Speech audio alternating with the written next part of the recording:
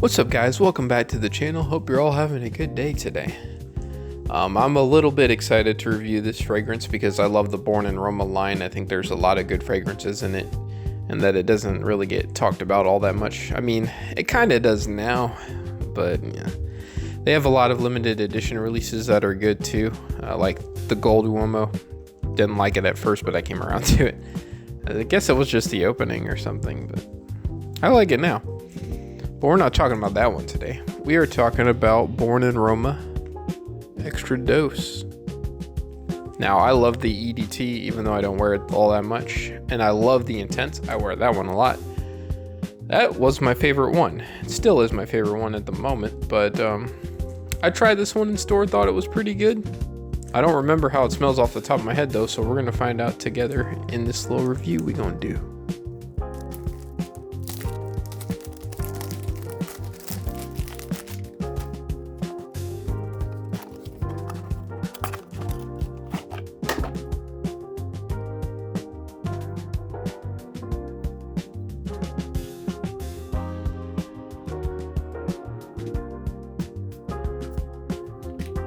Gotta say, it's smelling really pleasant in the air right now.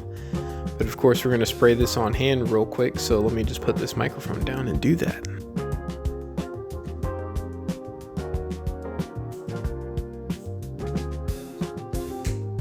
Kind of let that sit on my hand for a second while I talk about the other ones. Now, Born in Roma Eau de Toilette followed more of that Invictus DNA that was really popular at the time. You know, that sweet bubblegumminess everyone talks about. I don't think it smells like bubblegum, and I don't know why that comparison gets made a lot. I guess because that's something people think of with sweet. It's just fresh and sweet. That's the best way to describe it. The Eau de Toilette's just like that. The Intense is more woody and vanillic, and then it has lavender as well. Really good one. I love wearing that one a lot. I don't wear it as much as I should, because I really love that stuff. It's really likable. But now on to EXTRADOSE, which, you know, it's got the all black bottle. There's no clear gradient or pink gradient, nothing, just all black and then the pink Valentino lettering.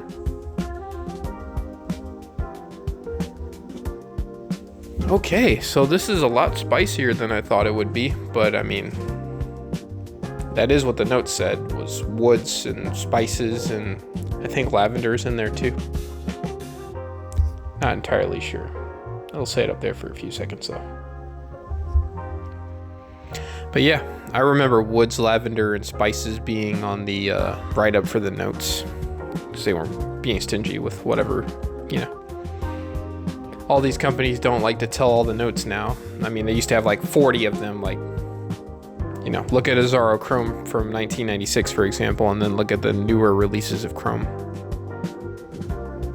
Getting a little stingy. No, but this is a really good one. I think if you don't have the Eau de Toilette or the Intense, but you like those both, and maybe you don't want to buy both, this is a good middle ground. This is like the Eau de Toilette Valentino, Born in Roma.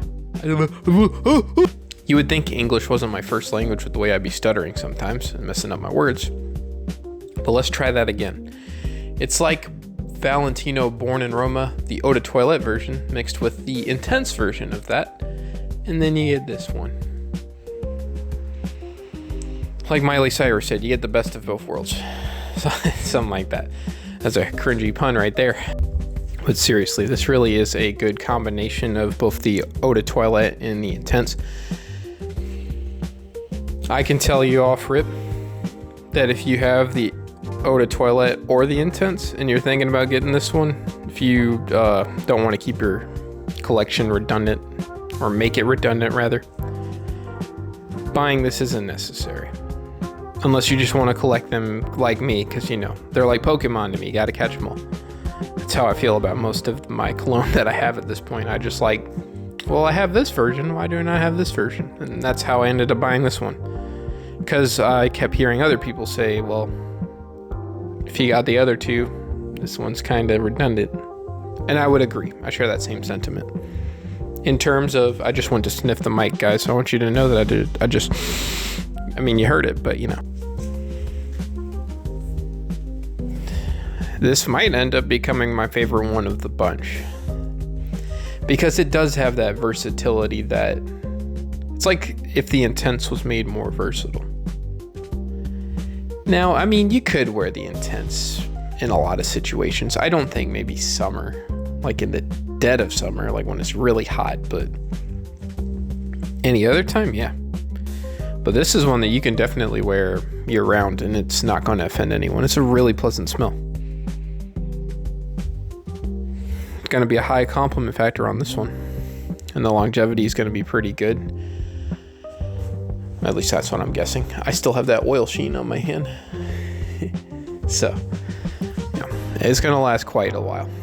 And usually Valentino fragrances don't. And it's not that they're weak. They're not necessarily weak. They just don't perform like everything else in the business does. They're just like above average. But of course, that depends on how much you're spraying. Don't let me catch you out here just... You're gonna smell good to a little bit of people for like 2 hours. And then you're never gonna be smelt again. And if you're fishing for compliments, it's not gonna work. You're gonna have to spray quite a bit.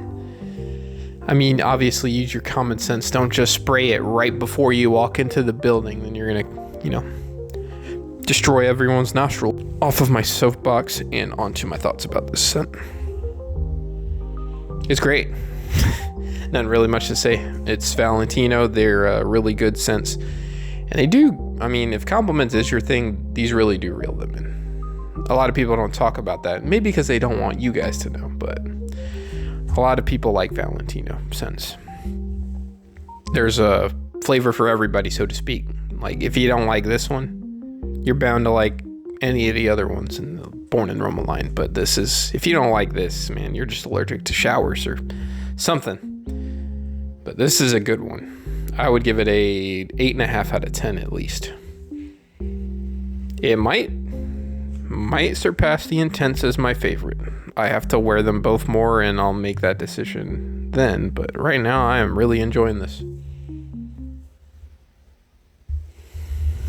This is definitely a scent that I wouldn't say there's an age limit on it. Any guy can get it.